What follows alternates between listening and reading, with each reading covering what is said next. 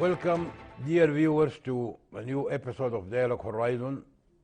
In this episode, we'll cover a variety of different issues and events which occurred last week. So it will be a combination between different events, but important events actually in the present arena, turmoil of the arena. That's why I think we are lucky and we are honored to host in this episode our friend Dr. Abdul Halim Tayman. Abdul Halim Tayman is an economist and politician, and he is currently the assistant president of Ummah Party, National Ummah Party. So I think he will be in a good position to answer our interview questions. Welcome, Dr. Abdul Halim Tayman. Thank you for having me, and greetings to dear viewers. Thank you. Thank you. Okay. Dr. Halim, we start first by the most recent issue, which always it comes in the surface from time to time, and it causes a little bit of some of alarming messages to three countries actually. This is the issue of the GERD, the Grand Ethiopian Renaissance Dam. This GERD is becoming a bone of contention to the three countries actually: Sudan, Egypt, and Ethiopia, the owner of the. All of this occurs when the Ethiopians they start the filling. As you know, and the viewers they know that the filling is on the stages. They cannot fill the whole reservoir. The reservoir of the dam is about 74 billion cubic meters, but it has to be filled maybe in 10 years. So every now and then, or every year before the flood season or before the rainy season, they start building some height on the upper side of the dam. They did it twice, and now these days, and before the rainy season, they started the third filling, which caused the alarm and the concern of Egyptians. All of the Egyptians are raising the red flag all the time about this. The Sudan, as you know, Sudan and Egypt, there is the issue to the Security Council of the United Nations, which refers the whole matter to the African Union, so that the African Union can do. But till now, the African Union did not do much in this field, in this area. That's why every time the filling problem is Egypt and Sudan, they consider that this is a breach of the DOP, the Declaration of Principles, which was signed by the three presidents on the 2015. In that, one of the articles, it obliges Ethiopia to inform the other two countries, Sudan and Egypt, about the progress and the operation and what they will do. Ethiopians, they are adamant about not disclosing or telling these people. They think it is one of their resources, it is part of their land. So to what extent can you as a politician, of course not technically, we are not talking technically, but as a politician, why this issue is always recurring? This is not an easy issue. We know that this has political implications in the three countries, and it has also economic implications, and but also it has a connection with history.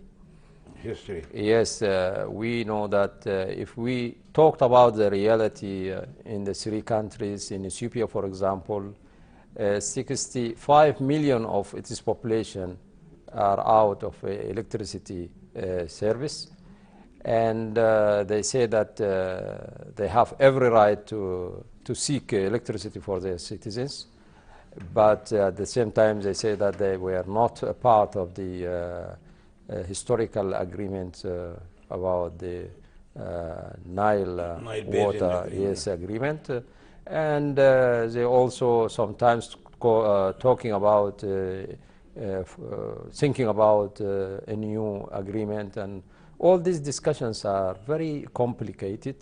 But if we looked at Ethiopia, for example, Ethiopia, one of the 10 most fastest growing economies for the last 15 years, with annual 10% GDP increase. And we know that this electricity will also help them in order to boost their economy and continue in their development. In addition, they can export electricity to many countries in Africa, like Sudan, Eritrea, and the rest. But also people, critics are also pointing to the fact that maybe this electricity will go to Europe. Maybe it can be exported to Europe, because until now they are saying that they will allow Sudan to benefit from the electricity that will be generated from this dam. But there's nothing in the papers, no agreement, no figures, nothing. It's just some pledges, but there's nothing agreed about this. But Sudan is very concerned about this dam, because in the floody seasons, sometimes, for example, there are concerns about floods in Sudan, and the Ethiopians say that this will help Sudan in order to avoid the floods, the recurrent floods that normally happens. But we in Sudan, we are very concerned about the safety of our people, especially that the dam is just built 30 kilometers away from Sudanese borders. Yeah. So it is our right to talk about the a legal agreement so that we can know and we can see the responsibilities of the Ethiopians. For example, what if there is any technical issues or problems? What if they are, for example, in the future, if it happens that there is some technical problems about this dam, and you have this, as you mentioned, 70 or 65 billion metric tons of water, for example. If this water, due to technical problems, if it just flows to Sudan, it will destroy the whole Sudan, or most part of Sudan. So we are very concerned, and we should be involved in this issue. And in addition, also, the Egyptians, you know, there are 109 million population, and they depend for their water, pure water, 93% of their dependence is on the water that comes through the Nile. And in Sudan, for example, also our demand for water, for example, from the Nile is 77 that we use for irrigation and for use. So as you can see, these are real concerns. And also you talked about the AU intervention, the African Union. The African Union, they are responsible for bringing the three parties together in order to discuss and avoid disputes. Because without agreements, the probabilities are very bad. Although we believe that these three countries are wise enough in order not to go to any other options but negotiations. But they are still negotiating, but the dam is annually, they are filling the dam, because the Ethiopians say that if we reach an agreement, that is okay. If we didn't reach an agreement, we will continue anyway. And this is very, as if they are controlling the river, and they are doing whatever they want. This is wrong. I think there must be a legal binding agreement between the three countries before the Ethiopians proceed to fill the dam. And now they already filled the second phase of the dam is being filled, and the 650 kilometer of the national grid of electricity supply from the dam is now synchronized to the national electricity. So they are going too fast about these things. So I think there should be negotiations. Some negotiations. Yes, an agreement must be reached. But Dr. Halim, it seems that it's some element of politics is involved, because Egypt, which is always taking the lead in the campaign against the Renaissance Dam, is the least of the three, is the least to be affected by the dam.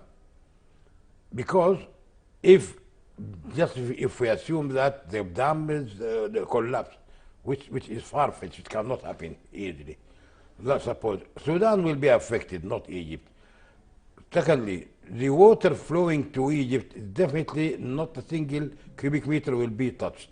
This is guaranteed by the Ethiopians, and they know that technically they cannot close the dam when in the rainy season. Otherwise, they will subject the dam to failure, because the quantity of water flowing must go on the rainy season. It has to pass through the dam. Sudan is concerned, but Sudan also is benefiting, as the Ethiopians they say. Anyhow, this is something, the politics, so it has to be resolved. For Sudan should be the pivotal point between the two. Definitely Egypt, they have their own concern other than the water, definitely. But some politics other than the water, because the water, as I said, it will not affect the flow or the quantity of water coming to Egypt by any means. But here we are not assuming that there is a constant quantity of water that is annually flowing. Mm-hmm. The concern is about the drought season, the seasons where the water is not up to the levels, normal levels. So this is a good justification for the dam. No, because when water, the rainy season is not heavy, is not good, they can open the dam to compensate for the. This is the area, because there is no agreement. This is one of the very critical areas of discussion, because there must be an agreement between the three countries so that the Ethiopians can tell Sudan and Ethiopia, in case the drought happened, we will permit, for example, X quantity in metric tons from water from the dam to Sudan and Egypt. And this is something that has not been reached in terms of agreement. So this is one of the most important areas. The Ethiopians, from their side, they say that the Sudan and Egypt, they can use the reserves that they have in their own dams in seasons of drought. So this is a controversial. Every side, for example, has his own justification, and this is not just. This is not. This is not, of course, logical for the Ethiopians to say that, because the reservoir, the dam, it will be, after its completion, it will be, for example, the biggest dam in Africa. So I think even the quantity of water is huge. And I think the other risk is that Sudan will bear the most of the risk, because you said that the dam, this is something that cannot happen. The dam is perfect and it will resist all years. So anything is subject to probability. And we cannot exclude the probabilities that the dam may suffer from technical drawbacks or problems in the future. So Sudan here should concentrate and reach an agreement with Ethiopia, so that they will be part of the technical inspection and follow-up since the early stages until the completion, and even for the years to follow, the maintenance and so, because and if unlikely, for example, that the dam has went through problems, for example, and that this huge quantity of water, if it flowed to Sudan, and as I said, because it is only 30 kilometers from the Sudanese borders. So this will smash large areas of Sudan, and it will destroy our farms, and so this will cause there is an ecological concern and risk in Sudan about the dam. So these are real areas of discussion. And as I said, we also depend 77% of our need for pure water and water for irrigation from the Nile. The Ethiopians from their side, they say that 86, for example, percent of the water comes from the Blue Nile, and that they have every right to use their water. But water should be at the disposal of all three countries, but through an agreement. But complicating these issues and not reaching an agreement, it will also put the three countries in front of risk of other options, which is not likely, or no country talked about. But also, so we remember that Sudan and Egypt, they asked the United Nations Security Council to intervene because they say that although the African Union, they are responsible for resolving this issue, but still there's no agreement, and the Ethiopians are continuing annually to fill the gap, and years are going. So as if they are saying that they need a higher mediation. But in one of the articles of the 2015 Principles of Declaration signed by the three countries, there is an article that says that any call for mediation should be agreed by the three countries. And this is, of course, will complicate the issue, because if you ask the United Nations Security Council to intervene, it must be with the consent of or the agreement of the three countries. So a lot of issues are very complicated. We need additional discussions. We need trust. We need to build trust between the three countries. A lot of work must be done here. Anyhow, I think the Ethiopians are not object. They don't have an objection to pass information. I was the minister, Professor Yasser Abbas, the ex-minister of irrigation, was annually or periodically he holds meeting with some experts and our advisors. I was one of them, and we saw a lot of letters exchange of letters between the Ethiopians, and the Ethiopians are showing help and interest, at least with Sudan, that they can pass the information. They said you can send experts to be permanently present in the operation of the dam.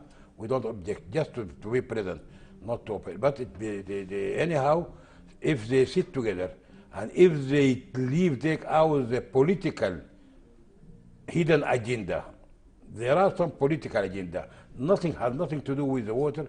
If this is moved away from the talks, maybe they can reach and details to the DOP. Declaration of Principles needs some details, so it has to be done. DOP is good, signed by the Ethiopian,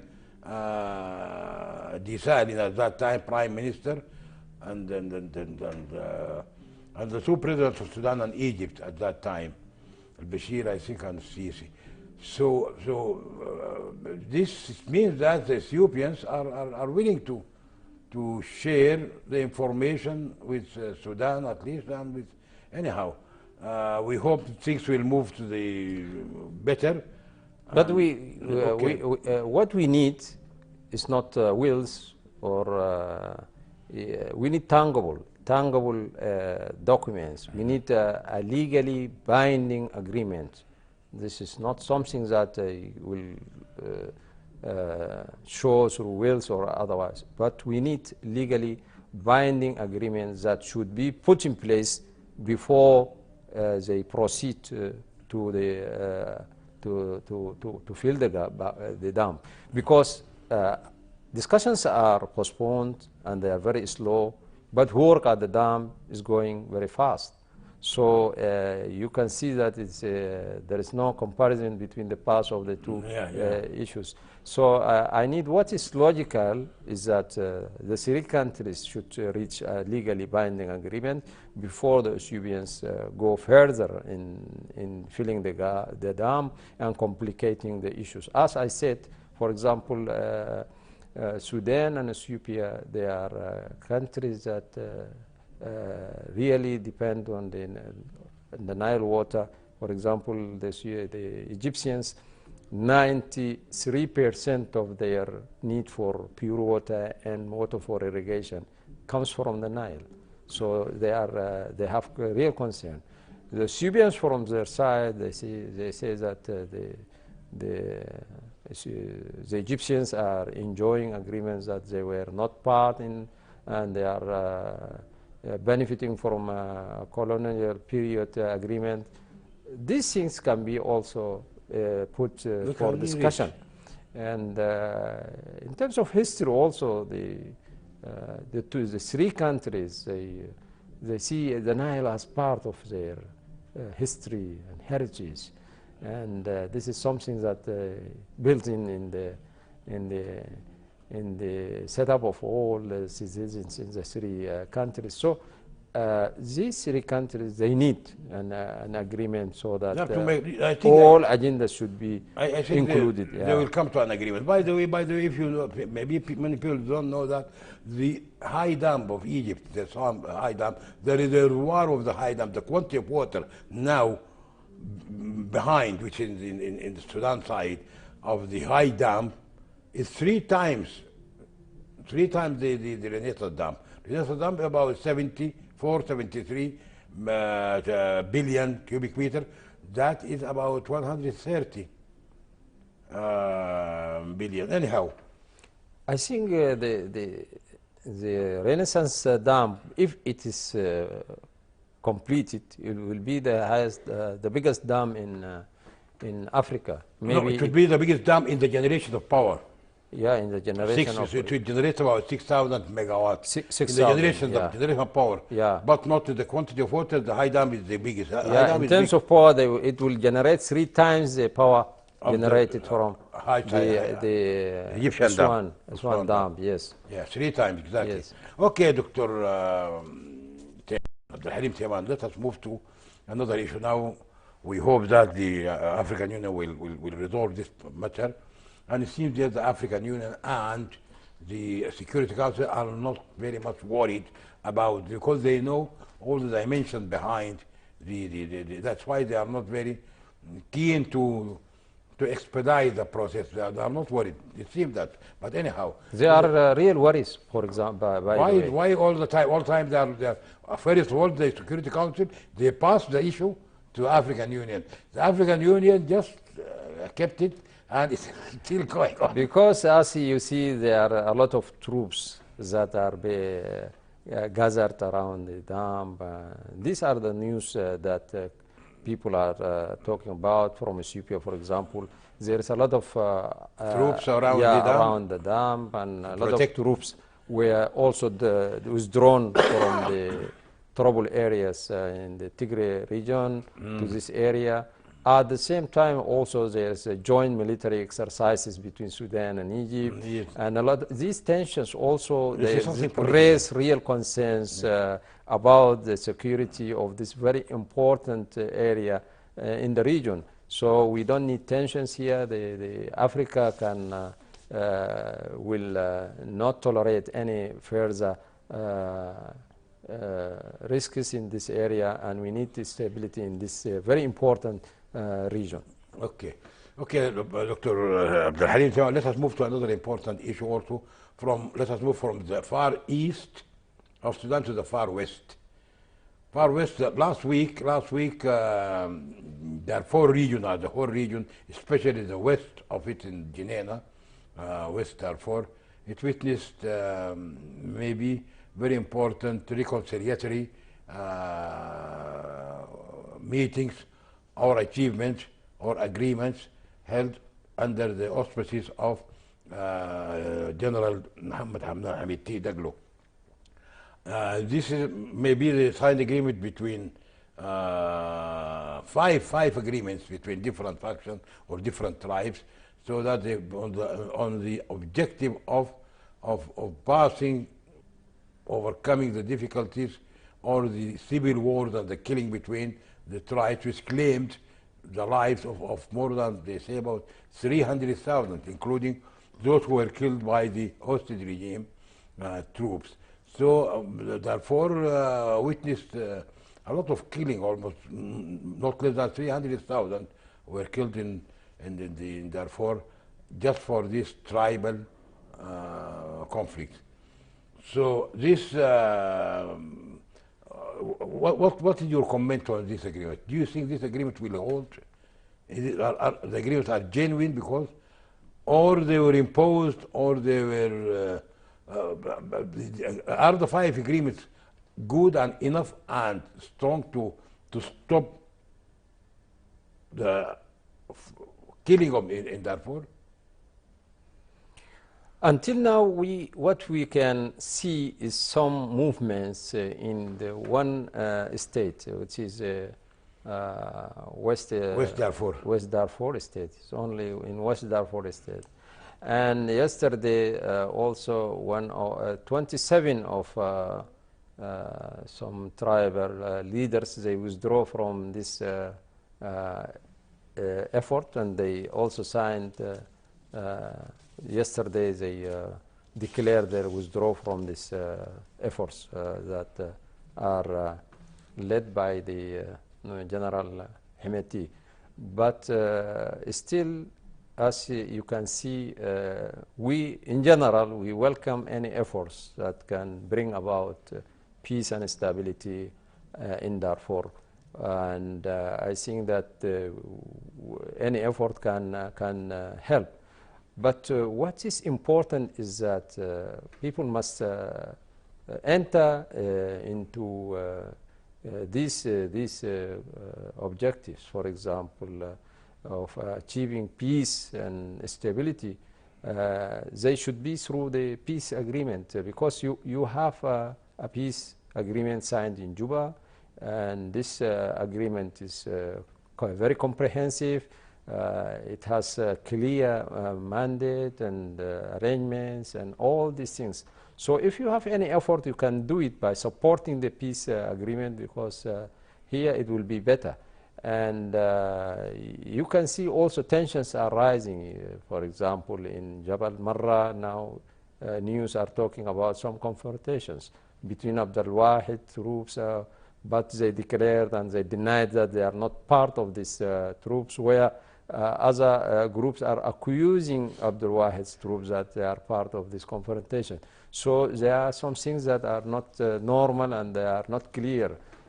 Still, there are some tensions. I fear that these tensions, the tribal tensions, especially that the tribes are shared. There are some tribes that are shared between Chad and Sudan. Yeah.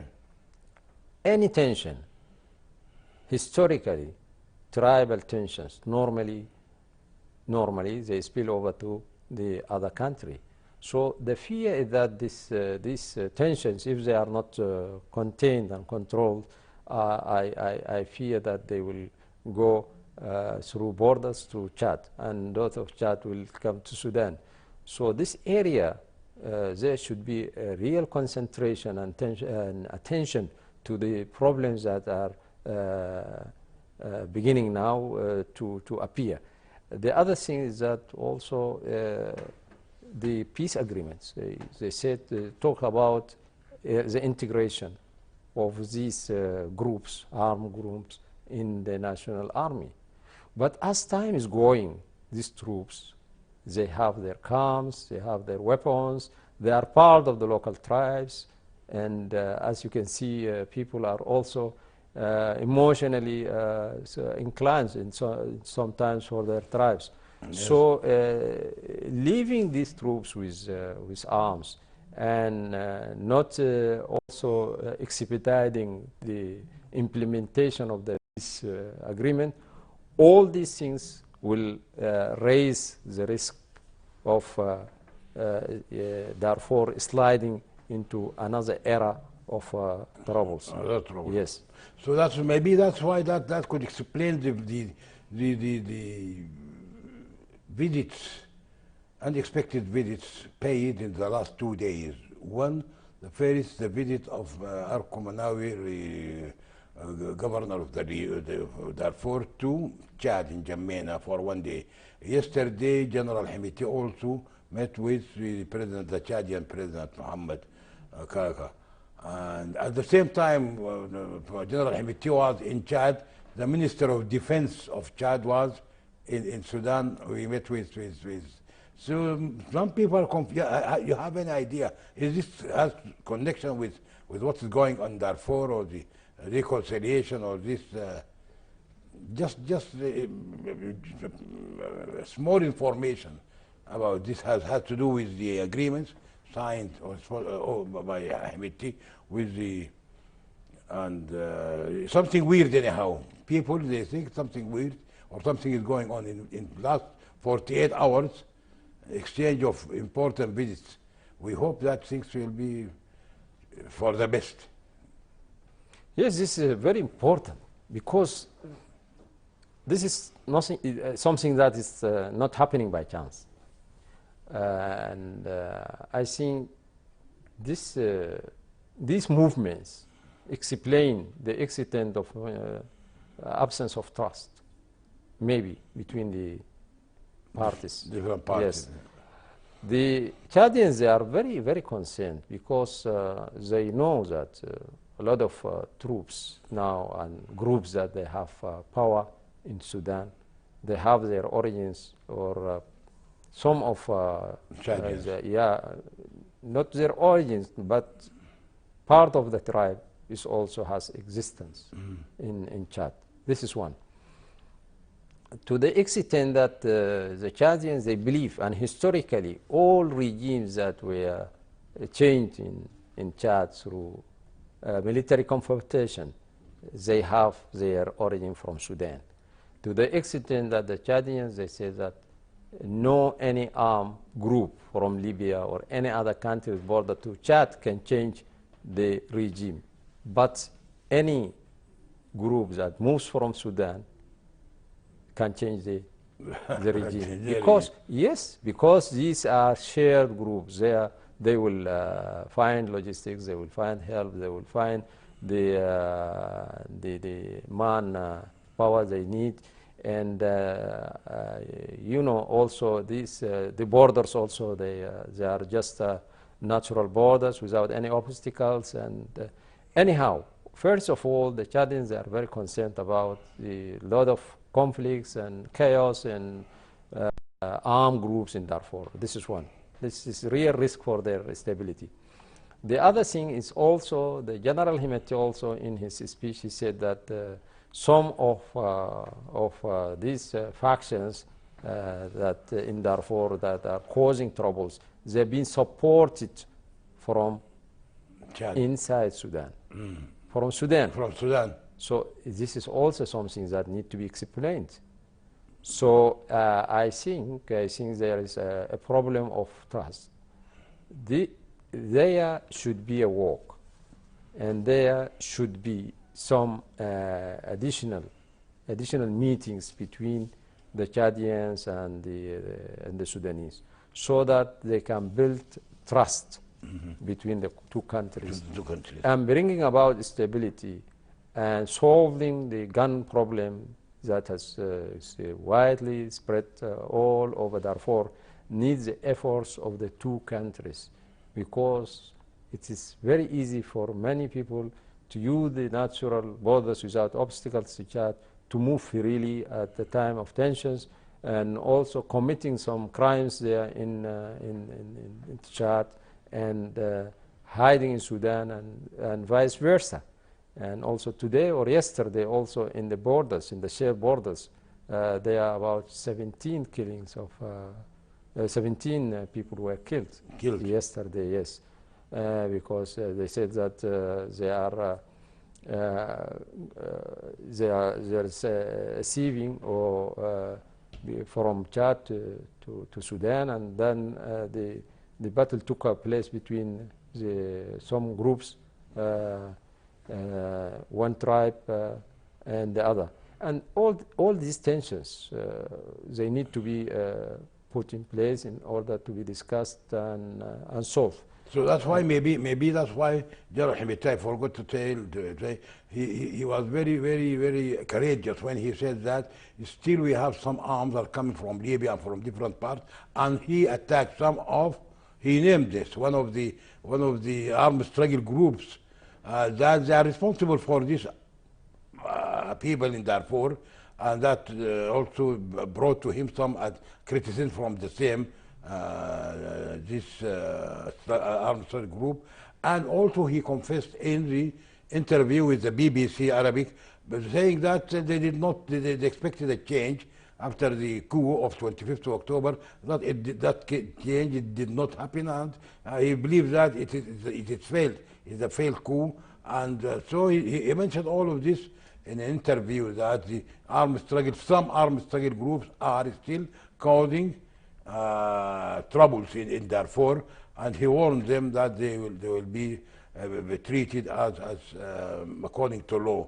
So what is your comment, just in short, about the interview of General Hemeti? As I said before, there is a question also. Under what umbrella the General Hemeti is moving? Is it in his capacity as Vice President of the Supreme Council, or is it he's moving under the umbrella of the peace agreement, or because you know that Darfur has a governor? The peace agreement, because he is the coordinator of the peace agreement of Juba. So maybe he's talking about his capacity as peace broker. This is a confusion. There is no title of peace broker, no title of supervisor. Saying that clearly, Darfur is a great, big area. It has a diverse ethnicity. Yes, and there are a lot of tribes. The problems are really complicated, and we have 5 states, and the problems are scattered equally in all states. And if you want to move and solve problems, you should benefit from the effort, and he must make coordination with all parts of Darfur. First of all, there should be a plan that should be agreed about. There should be wide consultations from all figures and influential people and institutions in Darfur. In addition, we want these things to be institutionalized, so that we can know that this committee or this X person, he's moving in X capacity, for example, as something like that. But I repeat again, since we have a peace agreement signed, we don't need other initiatives.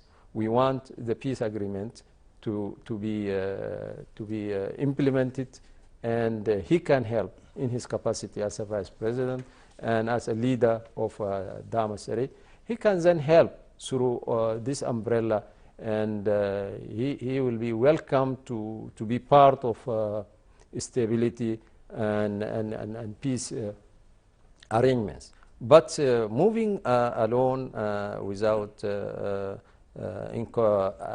coordination or bringing about all the efforts of Darfur, I think this is something that, and as you said, when you want to talk about collecting, for example, guns from people, and sometimes if you are talking violently in this very critical time of our history, maybe you will escalate things and trigger maybe, some. Yes, yeah, I fear that any efforts, if they are not done through a plan and wisely and cautiously, I fear that it might produce some drawbacks. And yes, but I agree with you. Yes, without if you are in a rally, people should be very careful about watching the West, because this might trigger other groups. And it did trigger some resentment from other groups. Yes. Anyhow, let us go also ask, having said that, let us talk about some people, some analysts, they believe that the Juba Agreement, which was signed October 2020, Juba Agreement, that is under criticism, or they are afraid that it might break. Instead, it might hold, because the most important issues of the agreement of Juba are not fulfilled, not started properly on the planned steps, especially the DDR, reintegration of the armies, which is causing this a lot of turmoil. What is your comment on this allegations, or of this concern of some analysts that Juba agreement might break, might not hold, or it might lead to secession of some parts of the country?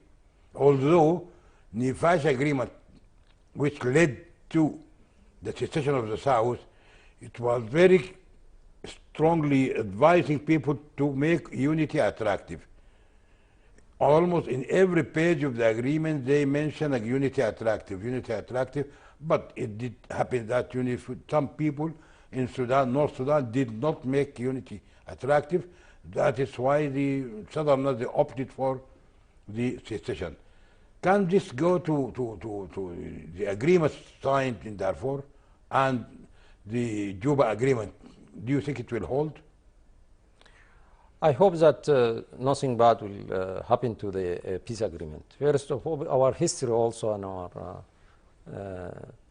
our history tells us that before the 2005 agreement, Nifasha agreement, we have the 1973 Addis Ababa agreement, Yeah. but we failed to protect and implement that peace agreement, and that is why another war broke in 1983 that eventually continued for almost 20 years, and then led to the secession of South Sudan.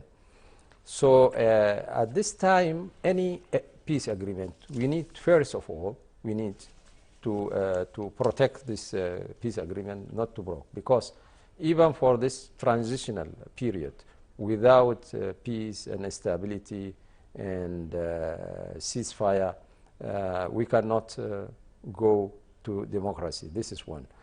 And the peace agreement is talking about very clear demands, and everything in this agreement is very clear. But the peace agreement needs a lot of qualifications, because there are some groups which did not sign the peace agreement, and there should be some effort in order that Make them sign. yes, General Al-Hilu and Abdul Wahid, they should join. This is one. So peace should be completed. This is one. The completion of peace by including those factions that did not sign is very important. At the same time, also, this peace agreement should be possessed by the population of Darfur, so that they will not look at this peace agreement as peace agreement between leaders and only power sharing agreement. This is one. But the 25th October coup also has drawbacks on peace agreement, because the pledges, the international aid pledges for Sudan in order to implement the peace agreement were postponed because of the 25th October coup. So without budgets, you cannot implement this peace agreement, because peace agreement is meant to develop, is meant to make economic development for these peripheries. Yeah. Those people who think that they need economic development, they need services, they need power sharing and all these things. But also we must talk about the integration of the groups in the one national army. This is a real challenge. This is one of the chapters that contains a high level of risk, from my view, yeah, in the in the peace agreement. Security arrangements. Yes, the security arrangements. So you cannot postpone the peace agreement all this time while tensions and the developments are showing that any delay in implementing the peace agreement articles will raise the tensions, and therefore maybe we will see bad drawbacks from these tribal conflicts. So we need to, first of all, national efforts in order to help the government and the local people also must work through their communities in order to reconcile the tensions and make a peace agreement between the tribes. And we need also the support of the international community in order that this peace agreement will not we hope broke, so. We hope so. But it seems that a little bit some people. Anyhow, let us move to maybe the last point because we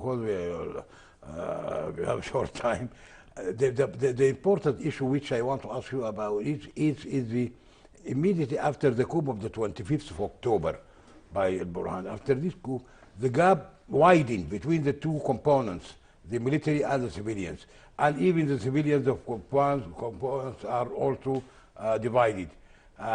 This led, it was aggravated actually by a very important decree of General Burhan, when he said on the 4th of July, 1 month ago, that the army will completely withdraw from that process, which made the thing more complicated. So just in not sorry, we are short of time. We have only 3 minutes, but let us give you the 3 minutes to give you us about your feeling or about the withdrawal of the army and the failure of the tripartite mechanism, Volcker and the African Union and the IGAD. They failed to make ends meet. So just can you tell us briefly, maybe next week we can continue on this. I don't think the tripartite has failed. They didn't fail because there is still hope. Let's hope that we can make some effort in the coming weeks. But first of all, the withdrawal of the military from the political arena is something that we welcome, but it's not enough.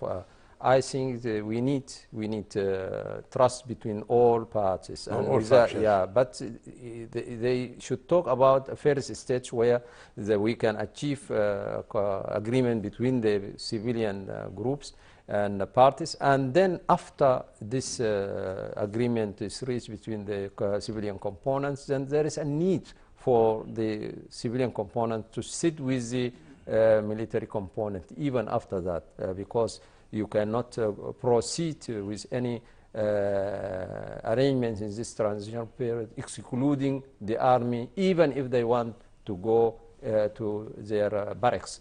So I think there is hope, and we welcome their effort, their declaration. But there is still a lot of other arrangements that need to be discussed. Details must be also discussed between the parties about the details of this withdrawal and how they will help in order to guarantee the transition to democracy. Yes. Okay, thank you very much, Dr. Abdul Halim Teman. I think we covered as much as we can in this episode, but still we need maybe next episode, and when things will be clear during the coming week, then we will be in a better position to discuss.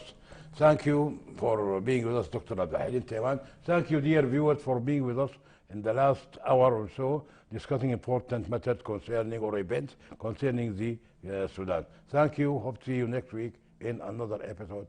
Bye.